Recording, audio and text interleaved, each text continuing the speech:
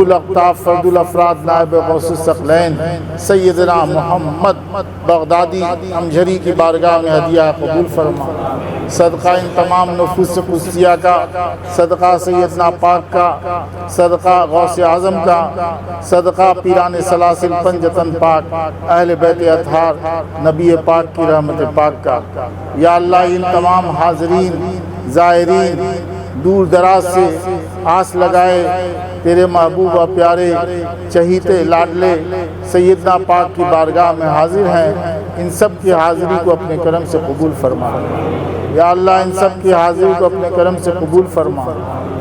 خوار ہیں، بدکار ہیں، ڈوبے ہوئے ذلت میں ہیں، کچھ بھی ہے لیکن تیرے محبوب کی امت میں ہے۔ گناہوں کو ہم سب کے نہ دیکھ، یا اللہ اپنی رحمت کی بھیک عطا فرما دے۔ آس لگائے تیرے پیارے کے در پر حاضر ہیں، سب کی مرادوں کو پوری فرما، سب کی امیدوں کو پوری فرما، سب کے دکھ درد دور فرما، سب کی حاجات کو پوری فرما دے۔ یا اللہ سب کی بگڑی تقدیر بنا، بگڑے مقدر کو سنوار دے، ان کے اور ہم سب کے گھروں کو خوشیوں اور برکتوں سے آباد فرما، اپنی حفاظت خاص عطا فرما۔ پروردگار عالم ہم سب بھکاری ہیں، تو داتا ہے، یا اللہ تیری شان بڑی ہے، اپنی شان کے مطابق سب کی جھولیوں کو یا اللہ آباد فرما دے، سب کی خالی جھولیوں کو آباد فرما دے، مرادوں سے آباد فرما دے، سب کے بگڑے نصیب کو بنا دے۔ یا اللہ سب کی مشکلیں آسان فرما، حاجتیں پوری فرما اور سب کی روزی میں برکت دے۔ یا اللہ جنہوں نے دعاؤں کی درخواست کی ہے مجھ سے بہتر تو جانتا ہے، یا اللہ سب کی دعائیں اپنے کرم سے قبول فرما، سب کے دکھ درد دور فرما دے، جو بیمار ہیں انہیں شفا دے، جو پریشان حال ہیں پریشانی کو اپنے کرم سے دور و دفع فرما دے۔ یا اللہ جو بے اولاد ہیں انہیں اولاد عطا فرما، بیٹیاں بہنیں جن کی بیاہنے کے لائق ہیں غیر سے شادی کا انتظام فرما۔ پروردگار عالم اپنے حبیب کے صدقے اور طفیل میں دارالعلوم سیدنا، دارالعلوم فیضان سیدنا جامع رقیہ اور تمام سنی اداروں کو ترقی عطا فرما دے۔ یا اللہ سب کو روشنی کا مینار بنا، اس کے روشنی کے دائرے کو وسیع سے وسیع تر فرما دے۔ پروردگار عالم زندگی کی شام ڈھل رہی ہے، قبر کے گڈھے انتظار کر رہے ہیں، ہم سب کے گناہ اپنے کرم سے بخش دے، ہم سب کے گناہ اپنے کرم سے بخش دے، ہم سب کے گناہ اپنے کرم سے بخش دے۔ یا اللہ ہم سب کے گناہ اپنے کرم سے بخش دے، ایمان پر قائم رکھ، ایمان پر خاتمہ نصیب فرما، اور میدان محشر میں نبی اعظم صلی اللہ علیہ وسلم حضور غوث اعظم شہنشاہ بغداد کی شفاعت نصیب فرما۔ ان اللہ ملائکتہ یصلون علی النبی یا ایھا الذین آمنوا صلوا علیہ وسلموا تسلیما۔ اللہم صل علی سیدنا و مولانا محمد صلاۃ تنجینا بہا من جمیع الاحوال والآفات، تقضی لنا بہا جمیع الحاجات، تطہرنا بہا من جمیع السیئات، ترفعنا بہا عندک اعلی الدرجات، تبلغنا بہا اقصی الغایات من جمیع الخیرات فی ہذہ الحیاۃ و بعد الممات، انک علی کل شیء قدیر۔ صلی اللہ تعالی علی خیر خلقہ و نور عرشہ و زینت فرشہ سیدنا محمد و آلہ و اصحابہ اجمعین برحمتک یا رب العالمین۔ یہ قرآن کے آداب ہیں، قل کی محفل میں بھی ترتیب سے پڑھنا چاہیے، اور پہلے ابتدائی قرآن کی آیتیں پڑھیں اور آخر قرآن کی آیت پہلے پڑھ دیتے ہیں، ترتیب بگڑ جاتی ہے۔ یہ بھی قل کے آداب میں سے ہے کہ ترتیب کے ساتھ پڑھایا ہے۔ اعوذ باللہ من الشیطان الرجیم، بسم اللہ الرحمن الرحیم۔ اللہ لا الہ الا هو الحی القیوم، لا تأخذہ سنۃ ولا نوم، له ما في السماوات وما في الأرض، من ذا الذي يشفع عنده إلا بإذنه، يعلم ما بين أيديهم وما خلفهم، ولا يحيطون بشيء من علمه إلا بما شاء، وسع كرسيه السماوات والأرض، ولا يؤوده حفظهما، وهو العلي العظيم۔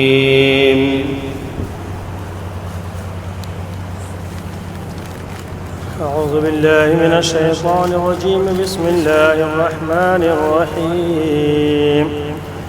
لله ما في السماوات وما في الأرض، وإن تبدوا ما في أنفسكم أو تخفوه يحاسبكم به الله، فيغفر لمن يشاء ويعذب من يشاء، والله على كل شيء قدير. آمن الرسول بما أنزل إليه من ربه والمؤمنون كل آمن بالله وملائكته وكتبه ورسله لا نفرق بين أحد من رسله، وقالوا سمعنا وأطعنا غفرانك ربنا وإليك المصير. لا يكلف الله نفسا إلا وسعها، لها ما كسبت وعليها ما اكتسبت.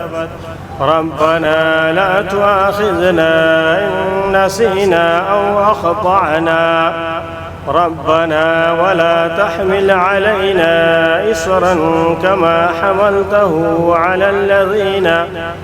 على الذين من قبلنا، ربنا ولا تحملنا ما لا طاقة لنا به، واعف عنا واغفر لنا وارحمنا، أنت مولانا فانصرنا على القوم الكافرين.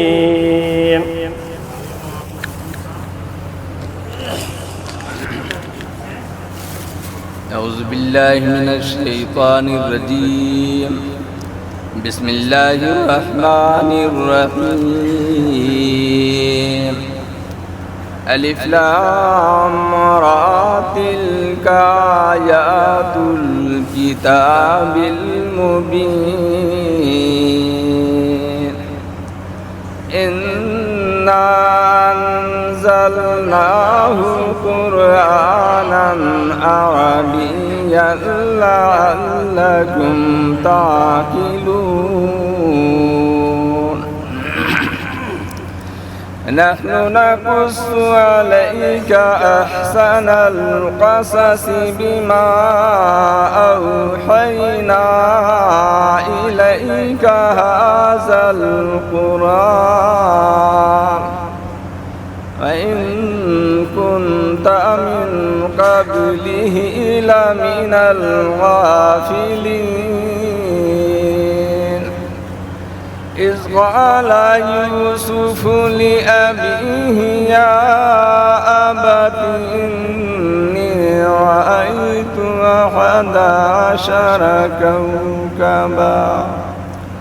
11 كوكبا والشمس والقمر رأيتهم لي ساجدين. قال يا بني لا تقصص رؤياك على إخوتك فيكيدوا لك كيدا، إن الشيطان للإنسان عدو مبين. أعوذ بالله من الشيطان الرجيم. بسم الله الرحمن الرحيم. لا يستوي أصحاب النار وأصحاب الجنة، أصحاب الجنة هم الفائزون. لو أنزلنا هذا القرآن على جبل لرأيته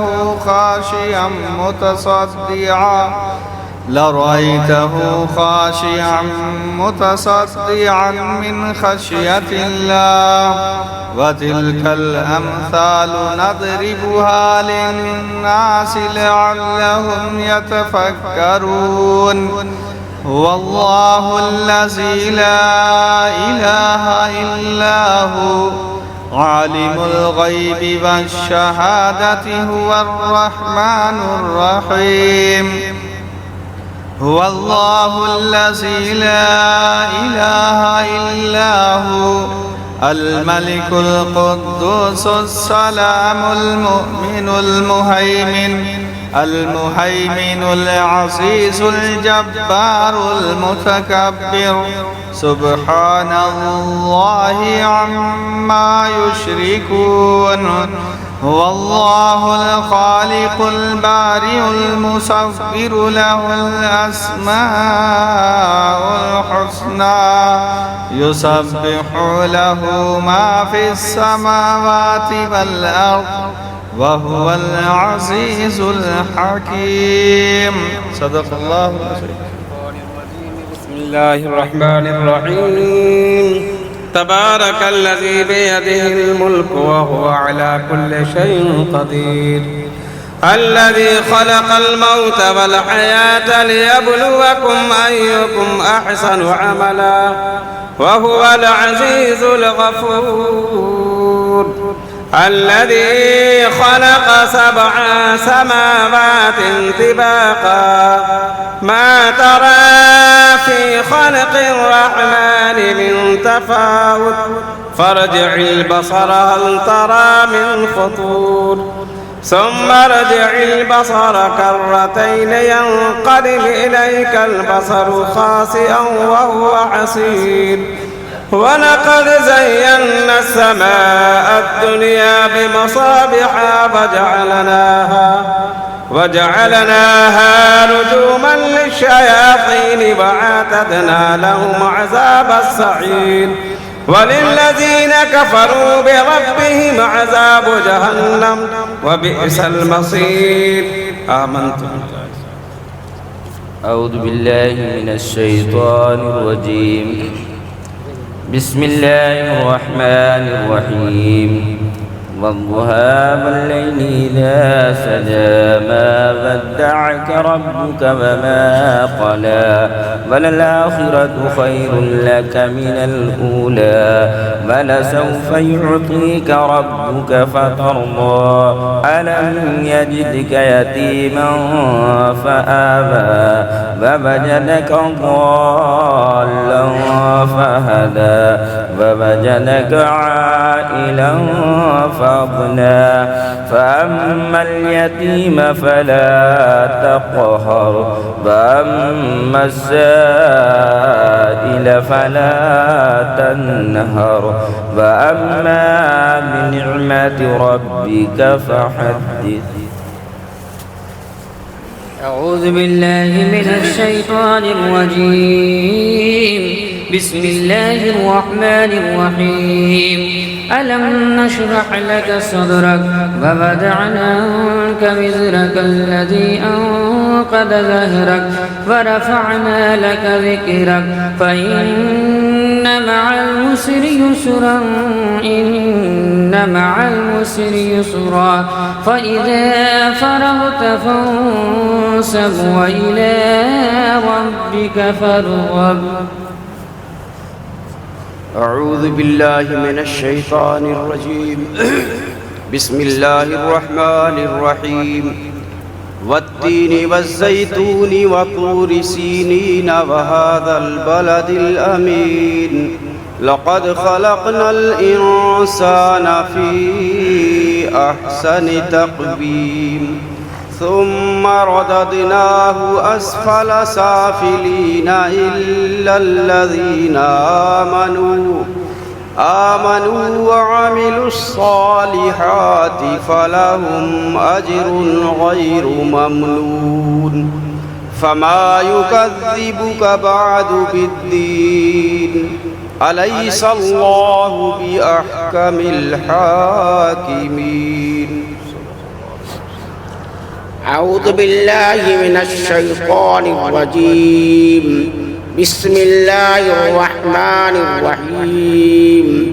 قل يا أيها الكافرون لا أعبد ما تعبدون ولا أنتم عابدون ما أعبد ولا أنا عابد ما عبدتم ولا أنتم عابدون ما أعبد لكم دينكم ولي دين. بسم الله الرحمن الرحيم.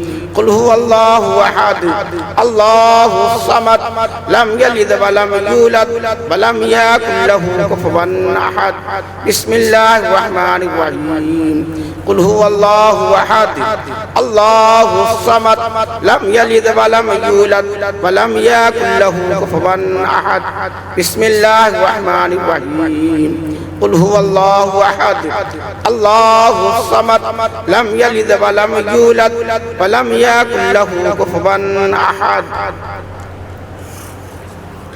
أعوذ بالله من الشيطان الرجيم بسم الله الرحمن الرحيم قل أعوذ برب الفلق من شر ما خلق ومن شر غاسق إذا وقب ومن شر النفاثات في العقد ومن شر حاسد إذا حسد بسم الله الرحمن الرحيم قل أعوذ برب الناس ملك الناس إله الناس من شر الوسواس الخناس الذي يوسوس في صدور الناس من الجنة والناس بسم الله الرحمن الرحيم الحمد لله رب العالمين الرحمن الرحيم مالك يوم الدين إياك نعبد وإياك نستعين اهدنا الصراط المستقيم صراط الذين أنعمت عليهم غير المغضوب عليهم ولا الضالين.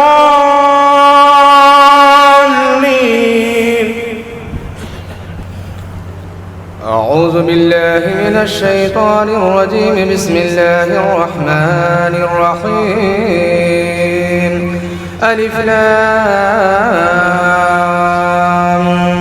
ميم ذلك الكتاب لا ريب فيه هدى للمتقين الذين يؤمنون بالغيب ويقيمون الصلاة ومما رزقناهم ينفقون والذين يؤمنون بما أنزل إليك وما أنزل من قبلك وبالآخرة هم يوقنون أولئك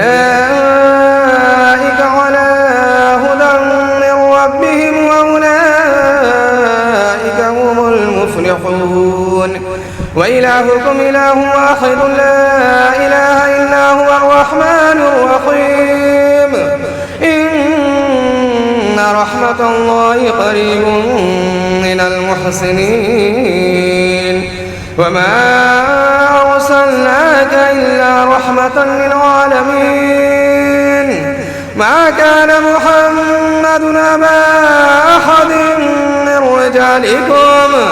من رجالكم ولكن رسول الله وخاتم النبيين وكان الله بكل شيء عليما إن الله وملائكته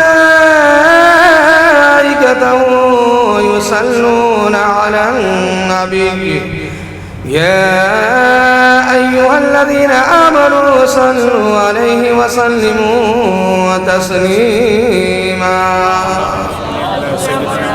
سيدنا مولانا محمد صاحب التاج والمعراج والبراق والعلم دافع البلاء والوباء والقات والمرض والألم اسمه مكتوب مرفوع مشفوع منقوش في اللوح والقلم سيد العرب والأجم جسمه مقدس معتر مطهر منور في البيت والحرم شمس الدهى بدر الدجى صدر العلا نور الهدى كاف الورى مصباح الظلم جميل الشيم شفع ومصاحب الجود والكرم والله اسمه والجبريل خادمه والبراق مركبه والمعراج سفره وفوق سدرة المنتهى مقامه قاب قوسين مطلوبه والمطلوب مقصود والمقصود موجود سيد المرسلين خاتم النبيين شفيع المذنبين انيس الغربين رحمة للعالمين راحة العاشقين مراد المشتاقين شمس العارفين السراج السالكين مصباح المقربين محب الفقراء والغرباء واليتامى والمساكين سيد الثقلين نبي الحرمين إمام قبلتنا وسيلتنا في الدارين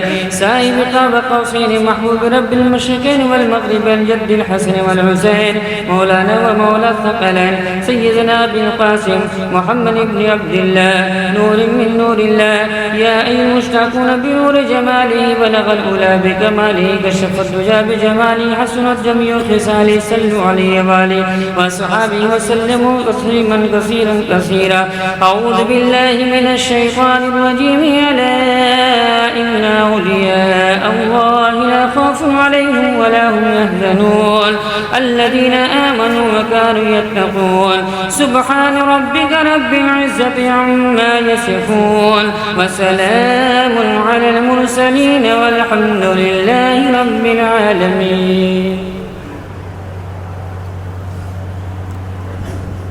یا الہی رحم فرما مصطفیٰ کے واسطے، رحمت حق شاپ روز جزا کے واسطے، سر بلندی دے علی مرتضیٰ کے واسطے، کر شہید حق شہید کربلا کے واسطے.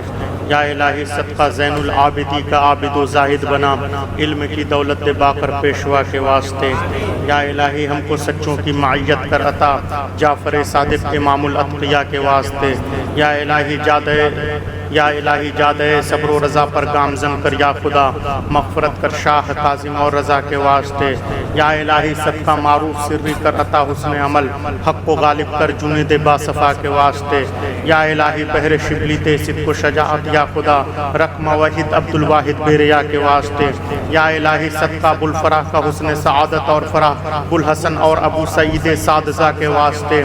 یا الہی قادر مطلق عطا کر اہل حق کو اقتدار، شیخ عبد القادر قدرت نما کے واسطے. یا الہی خان نعمت سے عطا کر رزق طیب یا خدا، بندے رزاق تاج الاسفیاء کے واسطے. یا الہی اب میرے حال زبوں پر رحم کر، شہب القاسم رحیم پارسا کے واسطے. یا الہی صدقہ عبد الجلیل و شیخ دورہ ابتہی دے حیات دین ان سب اولیاء کے واسطے. یا الہی صدقہ عبد الوہاب و عبد الفتاح و رحیم فتح باب خیر کر ان اولیاء کے واسطے. یا الہی مجھ کو کار خیر کی توفیق دے، قطب دیب الخیر اچھے رہنما کے واسطے. یا الہی نور ایمان سے منور کر میرا دل یا خدا، شمس الدین درویش مرد با خدا کے واسطے. یا الہی نز و قبر و حشر میں ہو سرخ رو ہر قادری. یا الہی نز و قبر و حشر میں ہو سرخ رو ہر قادری، شاہ محمد قادری نوری ادا کے واسطے.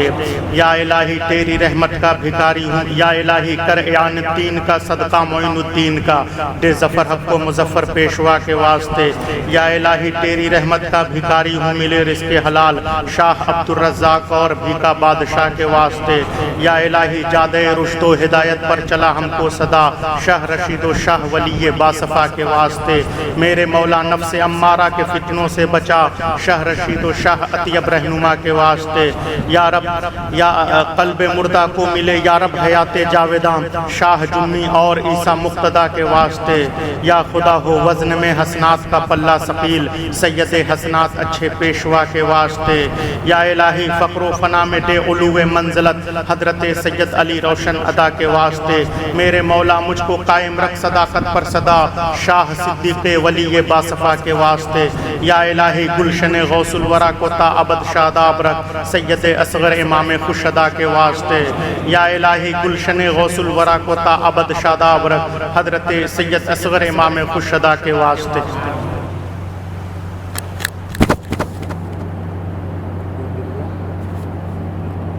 الحمدللہ رب العالمین والصلاة والسلام علی سید الکائنات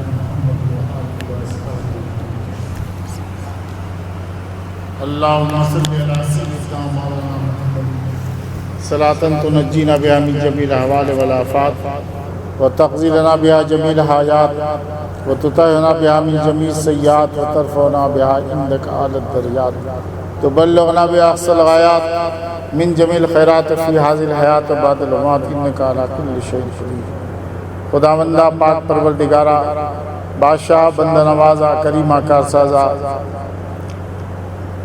قرآنی آیات درود پاک کی تلاوت اپنے کرم سے قبول فرما. یا اللہ ان کا ثواب اور شیرنی جو لائے ہیں رب کریم زائرین ان سب کو اپنے کرم سے قبول فرما دے. ان سب کا ثواب میرے نبی سید المرسلین شفیع المذنبین آقائے کائنات فخر موجودات جمیل الشم شفیع الامم سیدنا احمد مجتبی محمد مصطفیٰ صلی اللہ علیہ وسلم کی بارگاہ بے پناہ میں ہدیہ ہے، اپنے کرم سے قبول فرما. حضور کے صدقے تمام پیغمبران نظام، صحابہ کرام، صحابیات، ازواج مطہرات، اہل بیت کرام، ائمہ مجتہدین، ارواح سلاسل بزرگان دین، خصوصاً غوث سمدانی محبوب ربانی پیر الاسانی سیدنا محی الدین عبدالقادر جیلانی غوث اعظم شہنشاہ بغداد کی بارگاہ میں نظر ہدیہ قبول فرما. قطب الاقطاب فرد الافراد نائب غوث الثقلین سیدنا محمد بغدادی امجھری کی بارگاہ میں ہدیہ قبول فرما. صدقہ ان تمام نفوس قدسیہ کا، صدقہ سیدنا پاک کا، صدقہ غوث اعظم کا، صدقہ پیران سلاسل پنجتن پاک اہل بیت اطہار نبی پاک کی رحمت پاک کا. یا اللہ ان تمام حاضرین زائرین دور دراز سے آس لگائے تیرے محبوب و پیارے چہیتے لاڈلے سیدنا پاک کی بارگاہ میں حاضر ہیں، ان سب کی حاضری کو اپنے کرم سے قبول فرما. یا اللہ ان سب کی حاضری کو اپنے کرم سے قبول فرما. خوار ہیں، بدکار ہیں، ڈوبے ہوئے ذلت میں ہیں، کچھ بھی ہے لیکن تیرے محبوب کی امت میں ہے. گناہوں کو ہم سب کے نہ دیکھ، یا اللہ اپنی رحمت کی بھیک عطا فرما دے. آس لگائے تیرے پیارے کے در پر حاضر ہیں، سب کی مرادوں کو پوری فرما، سب کی امیدوں کو پوری فرما، سب کے دکھ درد دور فرما، سب کی حاجات کو پوری فرما دے. یا اللہ سب کی بگڑی تقدیر بنا، بگڑے مقدر کو سنوار دے. ان کے اور ہم سب کے گھروں کو خوشیوں اور برکتوں سے آباد فرما، اپنی حفاظت خاص عطا فرما. پروردگار عالم ہم سب بھکاری ہیں، تو داتا ہے. یا اللہ تیری شان بڑی ہے، اپنی شان کے مطابق سب کی جھولیوں کو یا اللہ آباد فرما دے. سب کی خالی جھولیوں کو آباد فرما دے، مرادوں سے آباد فرما دے. سب کے بگڑے نصیب کو بنا دے. یا اللہ سب کی مشکلیں آسان فرما، حاجتیں پوری فرما اور سب کی روزی میں برکت دے. یا اللہ جنہوں نے دعاؤں کی درخواست کی ہے مجھ سے بہتر تو جانتا ہے. یا اللہ سب کی دعائیں اپنے کرم سے قبول فرما، سب کے دکھ درد دور فرما دے. جو بیمار ہیں انہیں شفا دے، جو پریشان حال ہے پریشان حالی کو اپنے کرم سے دور و دفع فرما دے. یا اللہ جو بے اولاد ہیں انہیں اولاد عطا فرما. بیٹیاں بہنیں جن کی بیاہنے کے لائق ہیں غیر سے شادی کا انتظام فرما. پروردگار عالم اپنے حبیب کے صدقے اور طفیل میں دارالعلوم سیدنا، دارالعلوم فیضان سیدنا جامع رقیہ اور تمام سنی اداروں کو ترقی عطا فرما دے. یا اللہ سب کو روشنی کا مینار بنا، اس کے روشنی کے دائرے کو وسیع سے وسیع تر فرما دے. پروردگار عالم زندگی کی شام ڈھل رہی ہے، قبر کے گڈھے انتظار کر رہے ہیں. ہم سب کے گناہ اپنے کرم سے بخش دے، ہم سب کے گناہ اپنے کرم سے بخش دے، ہم سب کے گناہ اپنے کرم سے بخش دے. یا اللہ ہم سب کے گناہ اپنے کرم سے بخش دے. ایمان پر قائم رکھ، ایمان پر خاتمہ نصیب فرما اور میدان محشر میں نبی اعظم صلی اللہ علیہ وسلم حضور غوث اعظم شہنشاہ بغداد کی شفاعت نصیب فرما. ان اللہ ملائکتہ یصلون علی النبی یا ایھا الذین آمنوا صلوا علیہ وسلموا تسلیما. اللہم صل علی سیدنا و مولانا محمد صلاۃ تنجینا بہا من جمیع الاحوال والآفات، تقضی لنا بہا جمیع الحاجات، تطہرنا بہا من جمیع السیئات، ترفعنا بہا عندک اعلی الدرجات، تبلغنا بہا اقصی الغایات من جمیع الخیرات فی ہذه الحیاۃ و بعد الممات، انک علی کل شیء قدیر. صلی اللہ تعالی علی خیر خلقہ و نور عرشہ و زینت فرشہ سیدنا محمد و آلہ و اصحابہ اجمعین برحمتک یا رب العالمین.